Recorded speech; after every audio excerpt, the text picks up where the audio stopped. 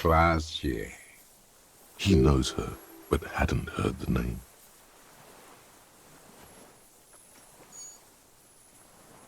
My ears don't reach the city. With the victim. There is a small tremble, looks like a smile, a crooked smile, yet isn't quite voluntary. He's about to burst. You know who he was. A coalition-trained murderer, armored and armed. He wasn't human. The blunt end of a hammer, dripping with blood. Beating us to the ground, moaning with joy. You hounds get so thorough when a company-trained killer dies. I haven't seen you on this coast for 40 years. You know, maybe I should have killed one sooner. Got your attention. Now you stop beating druggies and prostitutes in your basement. Now you come to investigate. Not when they die by the hundreds. This is it. Shot him. Shot him. Say shot him, not killed him. Oh, the inhumanity. One paramilitary less in Revachol. The lieutenant raises his right arm to hush you. Hush. He does not need to be pushed anymore. The ball is rolling. While the lieutenant listens, holding his breath. I had them in my sights. Both of them. Him and the whore.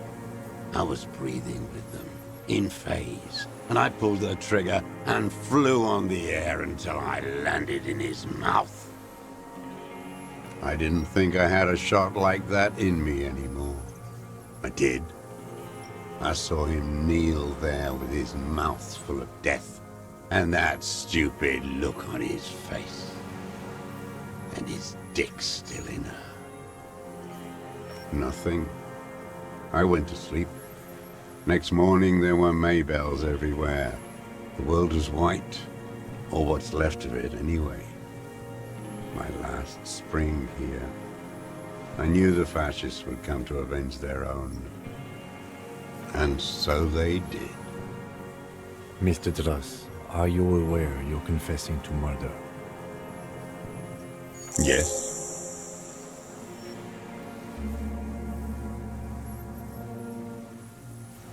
And you were looking at Dan, the victim and a young woman, having sex through the scope of your rifle that night, before you shot him? The old man nods. Why? Because that's what they were doing. The motive. This is where the motive is going to come. You can coax it out of him. The lieutenant... I don't understand. Do you, detective? I don't understand this part. I'm always looking. Are you always looking through the scope of a rifle? I'm just trying to understand. A rifle scope has the best magnification. Helps him see all the shit. And if you don't like it? Click. Then you pull the trigger? Yes. Think of it as a form of critique. He will not stop now. These dialectical materialist types never do. Exploit it. You got him going. Connect every little piece now. Wrap this up like a gift. Start with when he first saw him. It will give him a chance to ramble.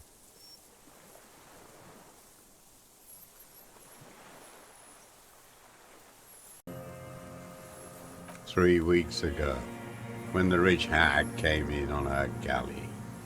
Her honor guard came in tow. Joyce. He means Joyce. Wrinkled up whore.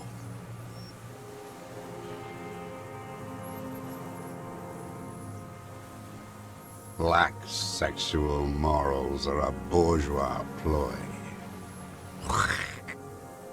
As to pederasty, the party legalized it in '04. My party, not your liberal masters. So don't you sermonize me, you racist shithole. It's still bourgeois when the bourgeois does it, fiddling with their sexual organs. Some strange glandular process takes place in him at the thought, like yeast rising. And anger too, in addition to loneliness. They moved into a deserted apartment above the roundabout. Radio equipment out for all to see.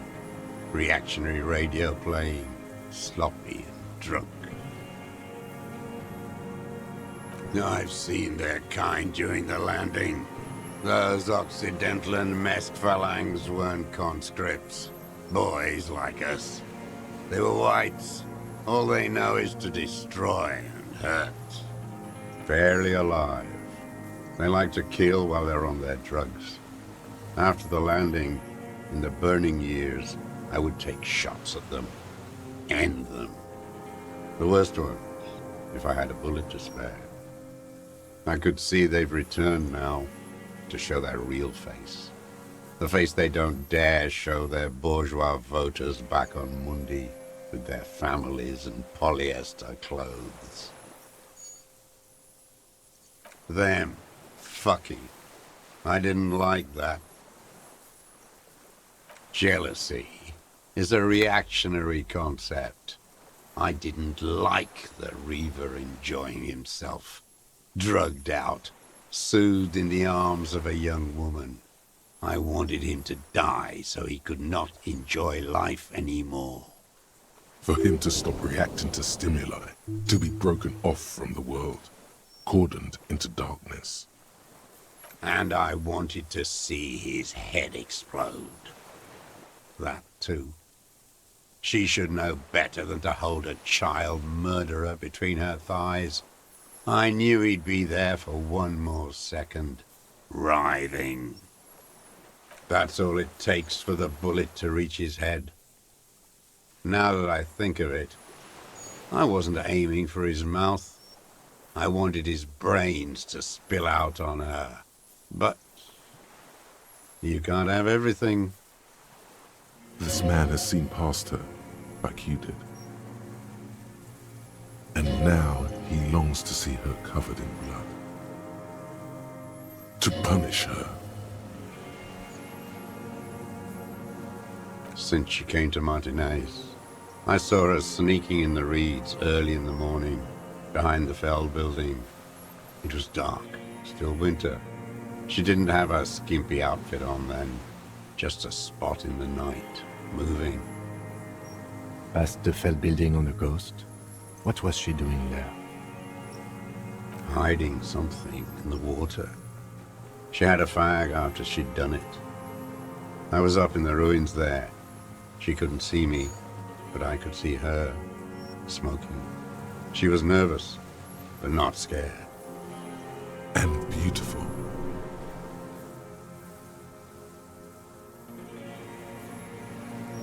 Her passport and tickets to Villiers. And from there to Cachet Brut. In the free state of Serotonin, hidden away at the edge of the earth, near the Pale. After she was gone, Did you keep what was in it? When we found the submersible, it was empty. no. Why would I do that? I didn't need tickets to Villiers. I'd put them back. If I wanted to extort someone, I'd do better. This implies that he's thought about extorting her. Also, a little inconsistency here. He was surprised to hear her name Clausia before. Would he not have seen it on the documents?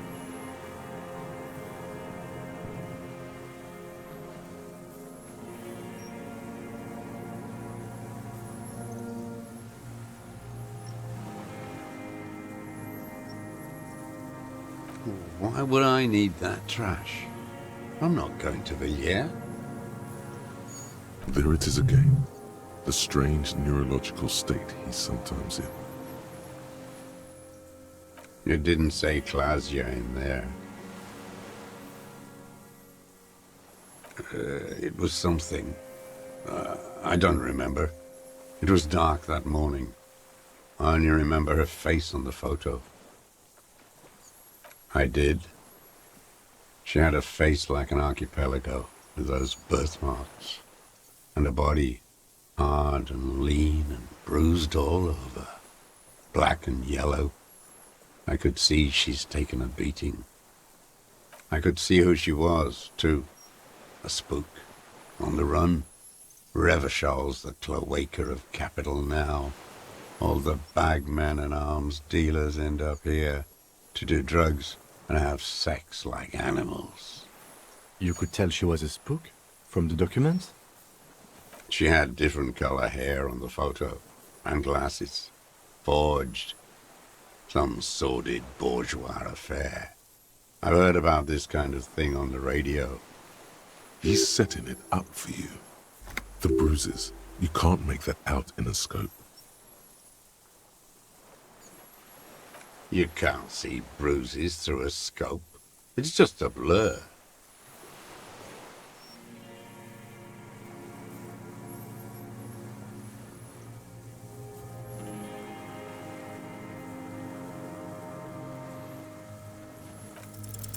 The secret path. He could have just changed his shoes. The prints in the dust were his.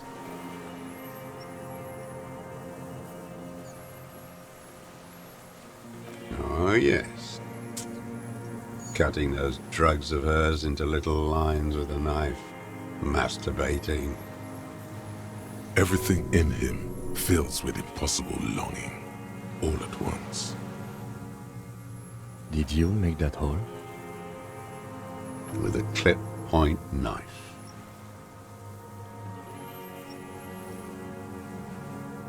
Like that, too?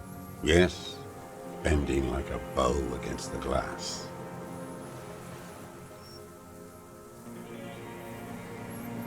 I've been through all of Martinaise, every nook and cranny. Yes, that too. The things they did in that little room, what she'd do to feel good. Funny the way light works. You turn it on inside, and it gets so dark out, you can't see a man looking in. I learned that in the 20s, when they were still hunting me. I've seen people do some shit, but... Those two took the cake.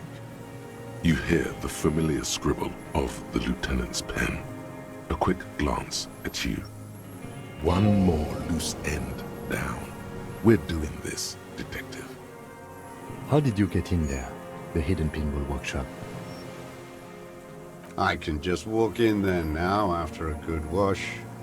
I told you, they think I'm an antisocial. Closing hour is a good time. The kitchen's empty. You had to open the steel door in the kitchen? How? I got that open a long time ago. Some bourgeois game merchant lived there. I don't know, 15 years ago. He left spare keys all over, and I took one. Then I saw her turn the light on one night in my scope. Andy found use for it. A spare key, like the one hanging behind the Union Box window.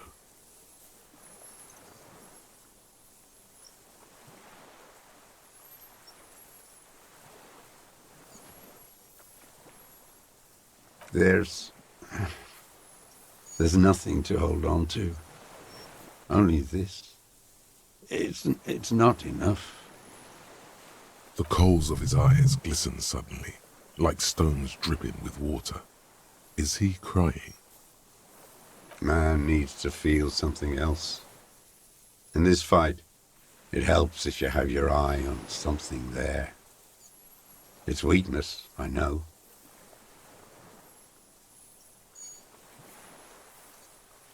Yes, over the years. It's not unproletarian to feel something. No. I don't really know. I was there one night and she was crying, like a child, in the corner of her room on the floor, like she does sometimes. The day after I killed him. Yes, I don't know why I do the things I do anymore. Maybe, I told you, I have holes in my brain now. I wouldn't just sit here waiting for you. A sudden pang of rage. If you came 10 years ago, I would have killed you. In the silence, the lieutenant draws a line in his notes, then nods at you once more. One more down.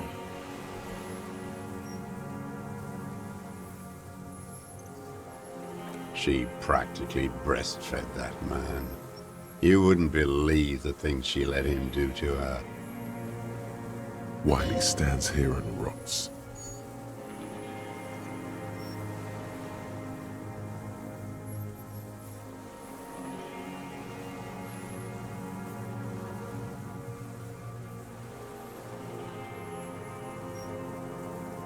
You're delusional.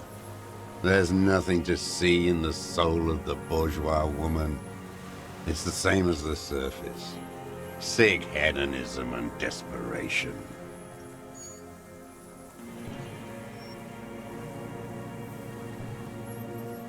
No one gives a shit what you think. You and your cronies kill 10 working-class men a day. I've heard the statistics on Channel 8. Her. The lieutenant nods at you in acknowledgement. That's it. Motive. We have it. Where is she, that Clasier? I haven't seen her there for days.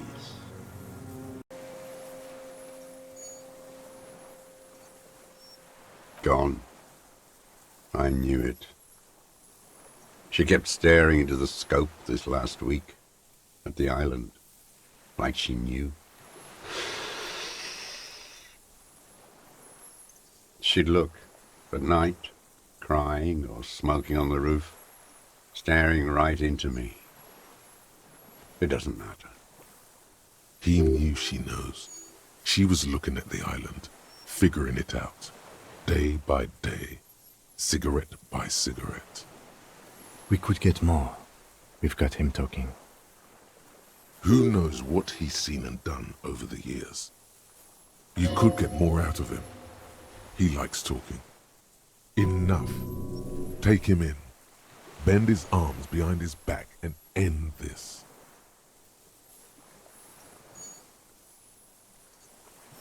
A tragic comedy. Druggies, prostitutes, and rentiers. A strange little engine seems to fire up in him again. It straightens his back. The familiar put of hatred. Specifically, the whole city is a charnel house, stripped clean and draped in neon. But Martinaise is the worst. Because of the racists, everyone is a racist in Martinaise. It's their favorite thing to do in the whole world, listening to race-themed radio shows, in the ruins, in their lorries, pumped full of steroids and Radio Revachol 92. Race this, race that. It's all sanctioned by that Social Democratic Union and the farce of a Social Democrat who runs it. Yes, the fly larva in his container. He let some nihilistic advertising yuppies erect a statue of Philippe III, a syphilitic murderer, on the town square, to spit on the working class. Not since the serfs of ancient Pericarnassus has history produced a more inert social class than the Martinaise proletariat. The rest of Revachol at least pretends to rebuild. These people still live in ruins. Intense, like animals, like those boom-boom morons on the ice. A pity they didn't drown in that tent of theirs. The worst of them is the blood-drenched Sucrion on her yacht, licking her lips. The old whore's gone now. Her gun-toting porcelain men are dead. So, actually, no. The worst is that old cock parading around in his uniform, throwing balls all day. It's not enough that the racists and liberals are dancing on our graves. The old loyalist ghouls still parade the ruins too. Every morning he's there, while the parasites he fought to protect are off in Ozon, or Quayamoran, or some other island they built their palaces on, feeding on drugs and having sex with their own children. That's all the rich really want. Sex with their own children. Throughout history, even the royal bloodline of the suzerain, it's all just an excuse for them to have sordid sex. At least that old cunt, Frisell, is now dead. We did good when we pushed him under that horse car. If only, in the 30s, those disco whores... The disco whores are too much. Hatred shuts down his brain's language center, leaving only a nonsensical sputter. There was something about a statue and nihilistic advertising agency people might be worth investigating.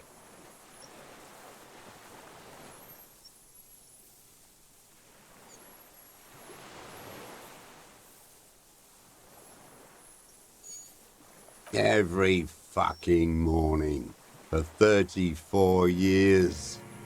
Throwing that ball. One ball against the other. I've always loathed that game. That is not a working class game. I don't care what they say on Radio June. Royalist ghouls played like it was life itself. Click, clack across the water each day. And that uniform, like a parrot plumage. I won't even mention that he's a traitor to his race. A petank maniac race traitor. I remember him. I remember him from La Noce. Not him personally, his make and model. There were tens of thousands. That one. Fat and plump, like a pheasant, just begging to be popped off. Please, Mr. Dross, shoot me. He whispers with such predatory hunger, it borders on longing. Not yet. I like to look at him strut around, place the... Save the treat for later? He is a juicy bonbon, that one. A real treat for the black day. The blackest. When I put that gun in my own mouth, I think, no, don't waste it. Put better. I even hid one bullet, so I'd always have one. For him. Haven't seen him around lately. Hearing it may destabilize him.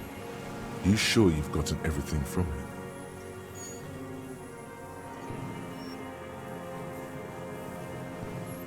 No. I waited too long. I waited too long and now he's dead? I'm sorry, Mr. Dross. I understand you knew him for a long time. They're all dead now. Fuck it. If he really wanted to kill him so bad, he would have done. There must have been 1,000 black days on these islands. His health ailing.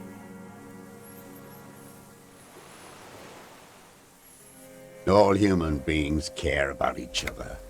I cared for seeing his head explode. And now, God damn this world. He reminded him of himself. The same hatred. The same.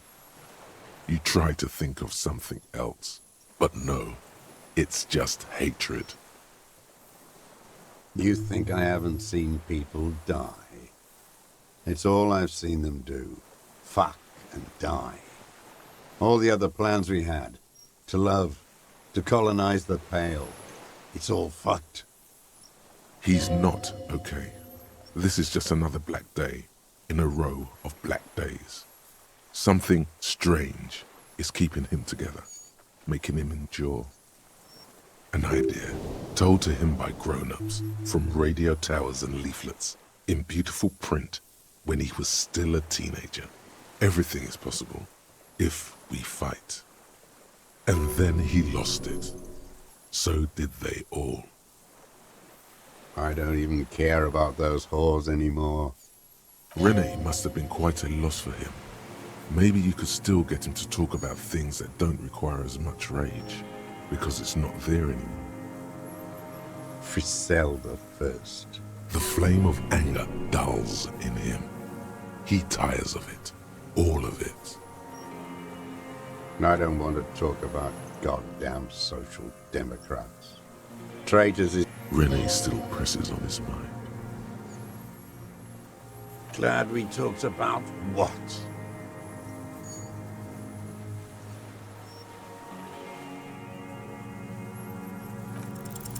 What strikes you about this gaunt man is not the stomach pain, or the cough, or the malnutrition. For a man who's spent 44 years hidden in the urban wild. Indeed, he speaks fluidly. His movements are rapid, if erratic. His voice, despite the cough, is there. It is capable of expressing complicated ideas. Above all, he seems animated. It's a mystery. This animation comes at a cost too. Erratic hand gestures, thought processes cut off like threads as he just stares at the logs or the reeds. He also suffers mood swings, bubbling to the surface, unconstrained by his nervous system.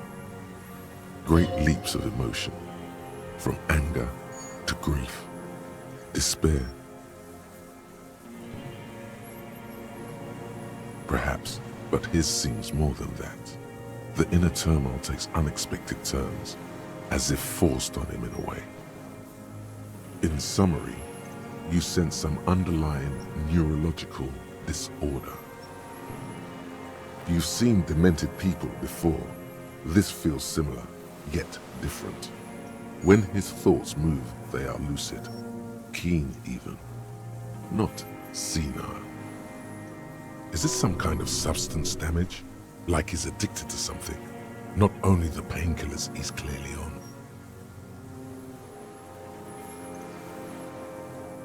No. I won't be stuffed full of shit like the rest of this city. You said you take painkillers. I take them to cope with pain. The people of this city use painkillers because they have pain. Untreated illnesses. Not enough money for a greedy doctor. He is indeed very lucid at times. It's not a downer, rather an upper, judging by his snaps. Like some kind of decadent rock star.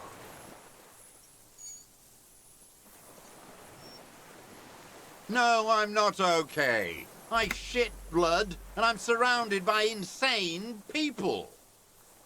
There it is again, erratic hand motions, bouts of rage, and the stomach thing too, of course. Could it be a symptom of overdosing on something? Something even you have not tried? Keep your eyes peeled. His lip curls into a sneer at the memory. Glad we talked about what?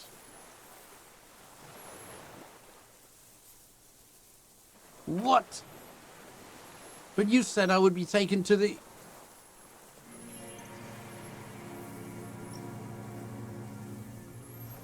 This This terror is the sum of all the uncontrollable movements and mood swings he's been exhibiting. Your Wayfarer rights have been suspended. Information provided to the officers on the scene will be used against you by the prosecution. You will be given legal counsel within 1 week and must face court in 44 days. Do you understand? Do you understand? But...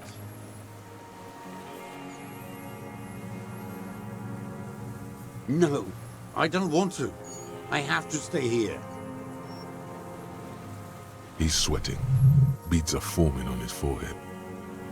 Pupils are dilated too. Eyes getting blacker and blacker. Your confirmation is not required, sir. Now on to the boat.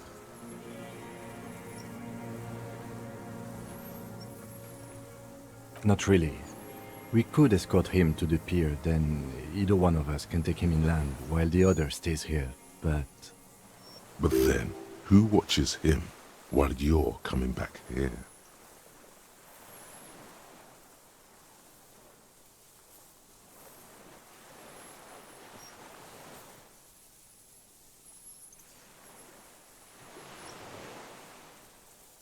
You come back for me? How about I go and send a boat back for you? What is this farce? This is a fucking farce. I can't. Lillian, you could ask her maybe.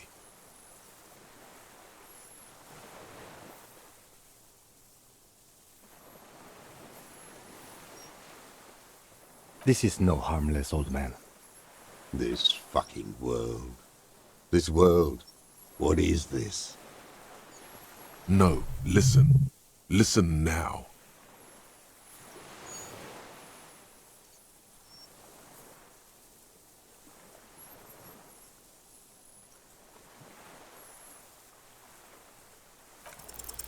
There it is again, to your north, as it has been since you came to the coast.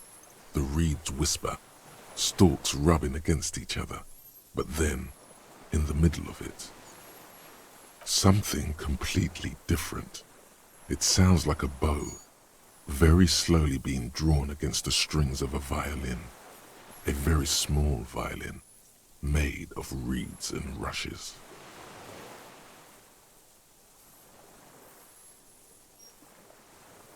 Maybe there is room for 3 on the boat. What? What are you talking about? Is this really us? Your skin crawls.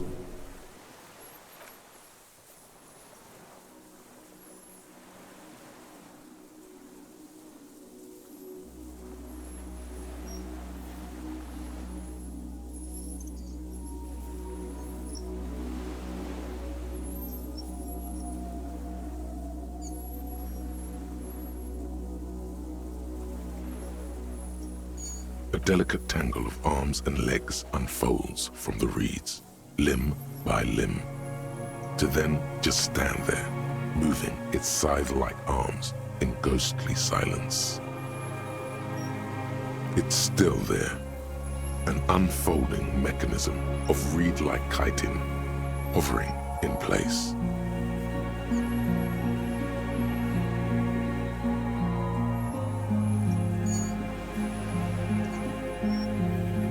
What are you talking about?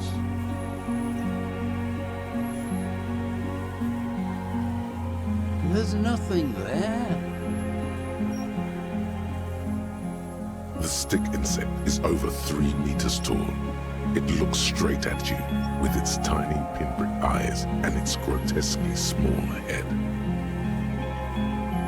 You feel your legs shaking under you and your gun hand move to your holster to grab the gun. Tell me what you see, damn it. I can't make out one small thing in the reeds. I can see it.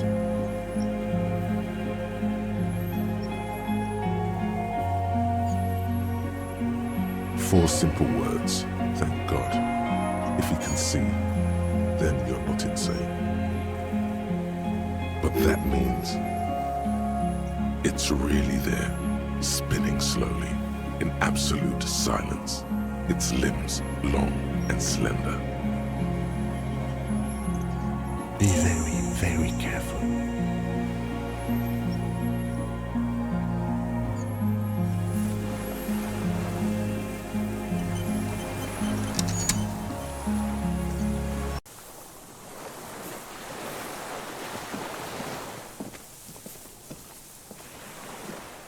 What is it? What do you want from me? I can't go. Something is very wrong with him now.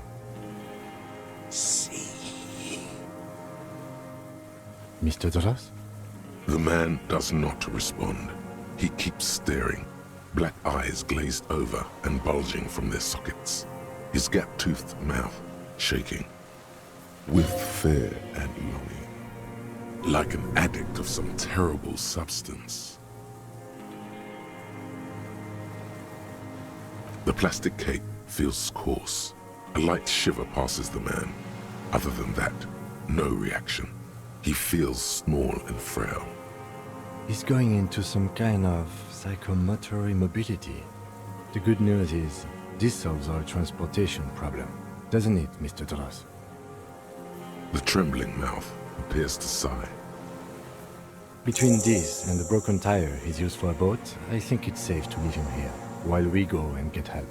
It will need to be medical first, I'm afraid. He stares into the reeds. Your words don't stir anything in him. Perhaps you should. I lost. He turns his eyes to the reeds again, as he's done so many times. Beige and white stripes. He lost the scope.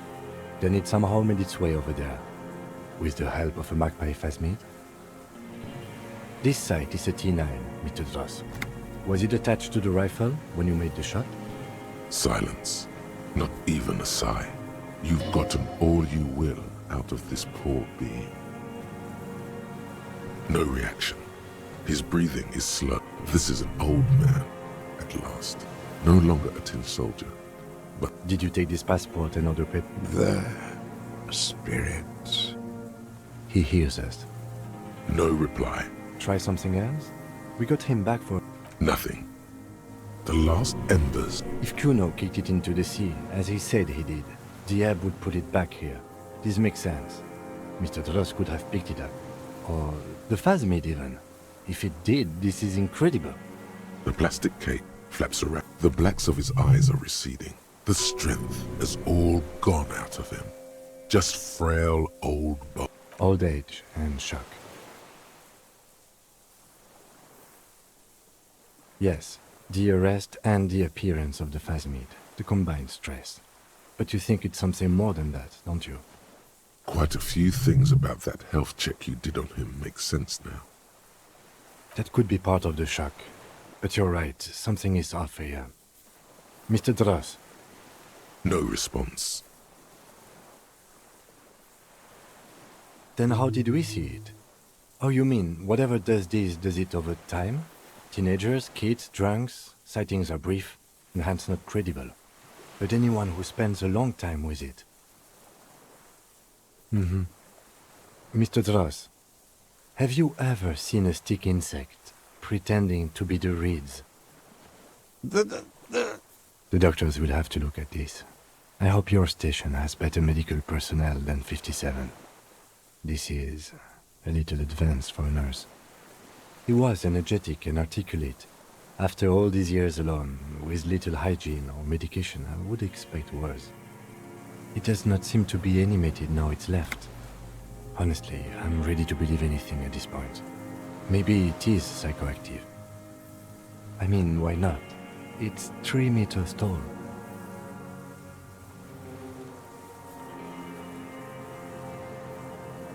Told you? Yes, good. During your long staring match, I understand. Like a drug? His pupils appear to be dilated. They still are. He did seem distressed when it finally came to arresting him, like he didn't want to leave this place, and the insect maybe. I have absolutely forgotten to take notes. I hope I remember all of this. This will be one hell of a report. Thank God we have the photo. No one would believe you without it. We should think about getting back to the mainland. To get help. He'll be safe here, if we don't take too long.